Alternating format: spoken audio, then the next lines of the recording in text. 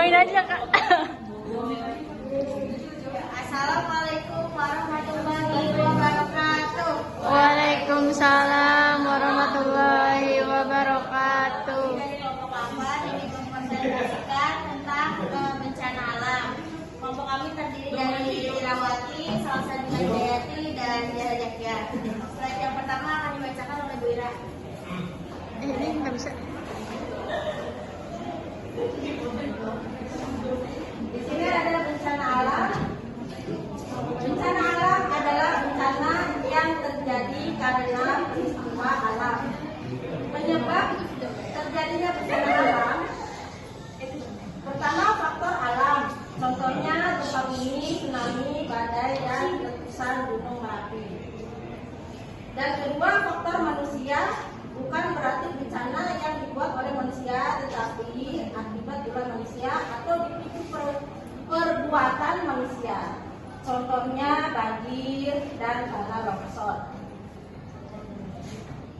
Di sini ada macam-macam bencana alam. Yang pertama adalah gempa bumi, dan yang kedua tsunami, dan yang ketiga gunung meletus, dan keempat banjir, 5 tanah longsor, 6 puting beliung. Dan di sini ada gempa bumi. Gempa bumi merupakan bencana yang terjadi di permukaan bumi. Ilmu yang mempelajari gempa bumi disebut seismologi.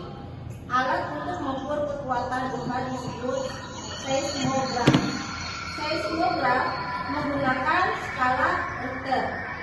Gempa berkekuatan 1 skala Richter akan mengguncang bumi radius 100 km dari pusat gempa, dan gempa dengan kekuatan 2 skala Richter akan mengguncang bumi 10 kalinya serta energi yang dilepas 32 kalinya.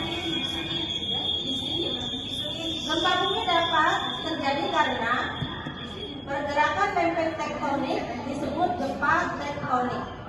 Letusan gunung Merapi disebut gempa vulkanik. Gempa yang terjadi di laut dekat pantai dapat memungkinkan terjadinya tsunami. Di seluruh permukaan bumi ada 7 lempeng besar dan beberapa lempeng kecil. Lempeng ini bergerak sekitar 4 atau 7 cm dalam setahun dengan arah yang berbeda. Ada yang saling bertabrakan, ada yang saling menjauh, ada yang saling bergesekan. Pada pertemuan lempeng tektonik terjadi tekanan. Tekanan ini menyimpan energi. Jika energi ini bergerak di permukaan bumi, maka akan terjadi gempa tektonik. Jika terjadi gempa bumi, saat itu berada dalam ruangan, maka harus segera keluar ruangan.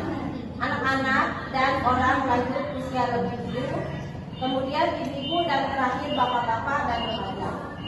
Bila pintu keluar terlalu jauh, maka kita sembunyi di kolong tempat tidur atau di kolong meja yang kuat.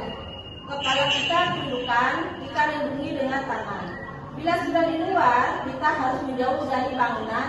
Bila lokasi kita dekat pantai, maka harus menjauhi pantai. Dan selanjutnya akan dibacakan oleh Zaki.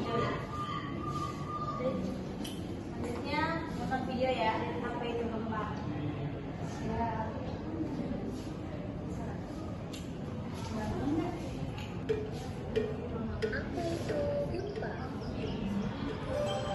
Getaran akan terasa beberapa saat.